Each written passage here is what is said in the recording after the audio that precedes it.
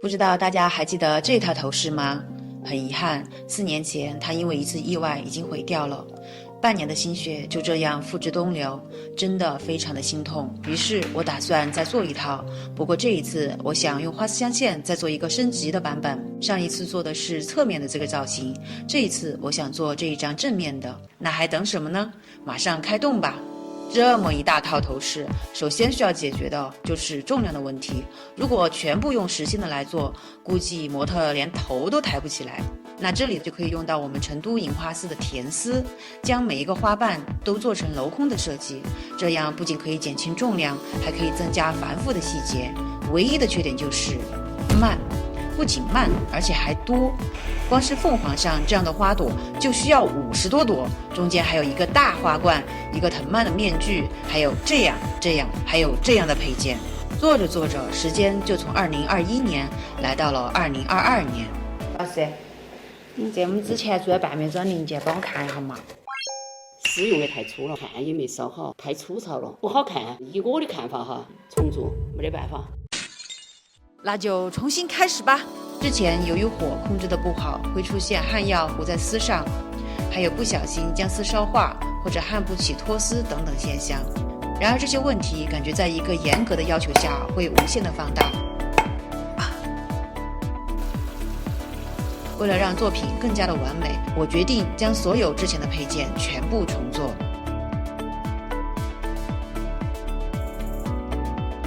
这一次，我将之前的0.3毫米的丝改到了0.2毫米，重新制作的丝瓣花精细度增加，重量居然比以前还轻了差不多1半。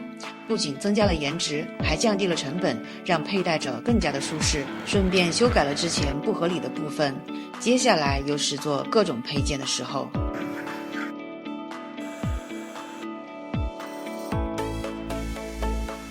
老师，你帮我看一下这个。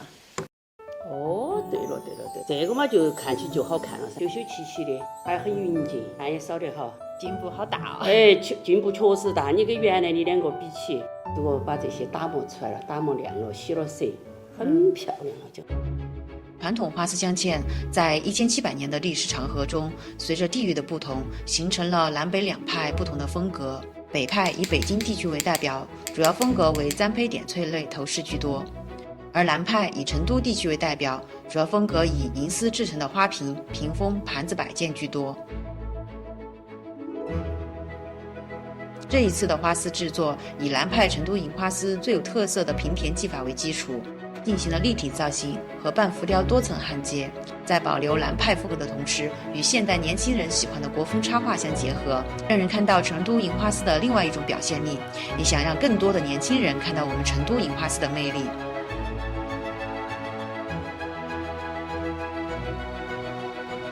时隔4年，半面妆终于又和我们见面了。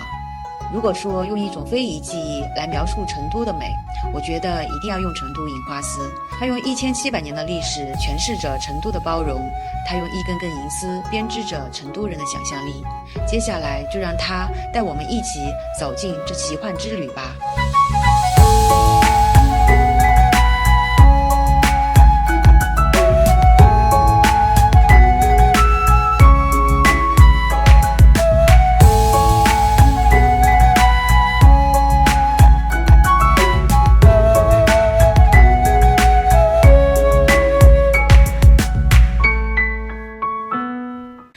就要出发了，然后我现在在打包行李。这个呢，就是这次模特要穿的衣服。这件披肩也是我们这次模特要穿的纯手工打造的一件羽毛披肩。这个大箱子就被一套衣服给占满了。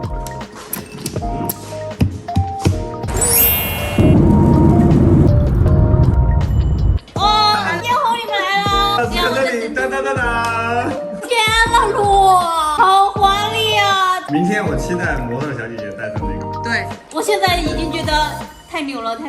哎，强哥，快，干活，加入！刚落地就进入打工状态，来了就直接开工，直接上工。现在做的就是要把它做成那种弯折起来，然后上面再加那个毛，然后做的就是那个龙头。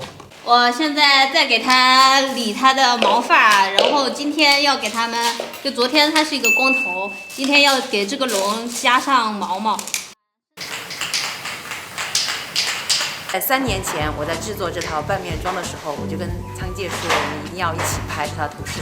那我这次来的话，相当于赴的是我们的一个3年之约。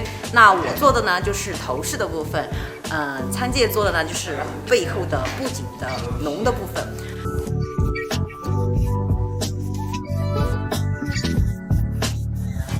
那现在呢，就可以让仓介然后介绍一下它的龙的部分吧。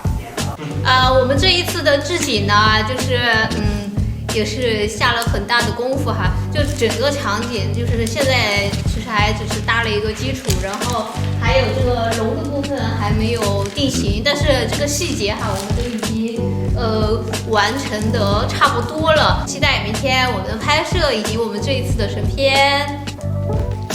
我们明天就要拍摄了，大家期待一下，这次真的很用心。